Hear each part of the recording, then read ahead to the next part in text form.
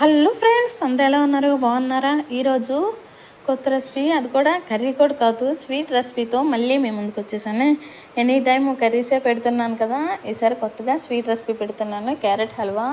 మరి లేట్ ఎందుకు, స్టార్ట్ చేద్దామా? ముందుగా క్యారెట్స్ అన్నీ ఇలాగా చెక్కు తీసుకోండి. వాష్ చేసుకున్నాను, అవి కొంచెం ఆరాక నేను చెక్కు తీసుకుంటున్నాను.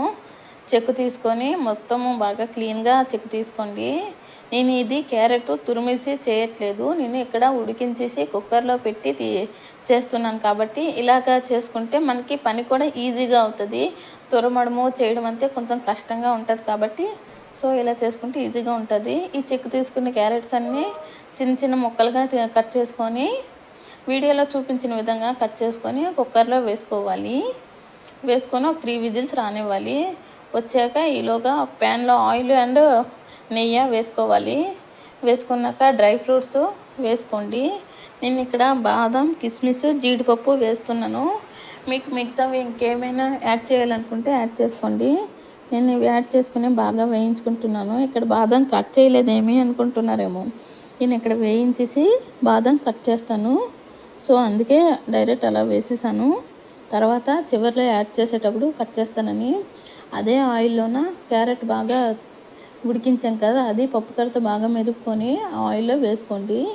కొంచెం పచ్చివాసన పోయే వరకు బాగా వేయించుకున్నాక కాచి చల్లార్చిన పాలు యాడ్ చేసుకోవాలి. ఈ స్టేజ్లో పాలు యాడ్ చేసుకుంటే సరిపోతుంది.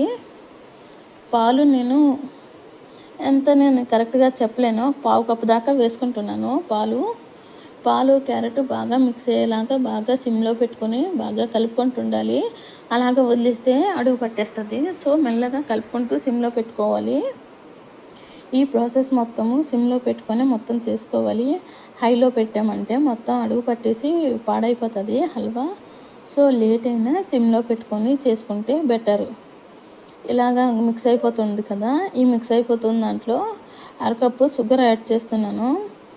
ఇందులో షుగర్ యాడ్ చేసుకొని బాగా కలుపుకోవాలి. ఈ స్టేజ్లో మిక్స్ అయిపోయింది కదా, ఇందులో షుగర్ యాడ్ చేసుకొని మిక్స్ చేస్తే బాగా కలిసిపోతుంది. చూడండి, షుగర్ కరిగే వరకు కలుపుకోండి. బాగా కొంచెం నెమ్మదిగా కలుపుకొని సిమ్లో పెట్టుకొని కలుపుకుంటే బాగా మిక్స్ అవుతుంది. అయిన దాంట్లోన చివరిగా మిల్క్ మేడ్ యాడ్ చేసుకుంటే మర్చిపోయాను, యాలకులు కూడా వేసాను. అది మీకు చెప్పడం మర్చిపోయాను, ఆ వీడియో కూడా డిలీట్ అయిపోయింది. సో మీరు యాలకులు కూడా వేసుకోండి. ఇప్పుడు కాదు, స్టార్టింగ్లోనే యాలకులు వేసుకోండి.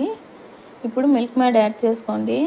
మిల్క్ మేడ్ యాడ్ చేసుకున్నాక డ్రై ఫ్రూట్స్ యాడ్ చేసుకోండి. మిల్క్ మేడ్ యాడ్ చేసుకొని ఎక్కువ టైం కలపాల్సిన అవసరం లేదు, జస్ట్ నార్మల్గా కలిపి డ్రై ఫ్రూట్స్ యాడ్ చేసుకుంటే రెడీ అయిపోయింది. ఎంతో టేస్టీగా ఉండే క్యారెట్ హల్వా రెడీ అయిపోయింది. నచ్చితే మీరు ఒకసారి ట్రై చేయండి. అలాగే లైక్ చేయండి, షేర్ చేయండి. మా ఛానల్ని ఫస్ట్ టైం చూసినట్లయితే సబ్స్క్రైబ్ చేయండి. Bye bye. మరొక మంచి వీడియోతో మళ్ళీ కలుస్తా. అలాగే మీకే స్వీట్ రెసిపీ కావాలో కామెంట్ చేయండి, తప్పకుండా చేయడానికి ట్రై చేస్తాను. Bye bye. Like and subscribe.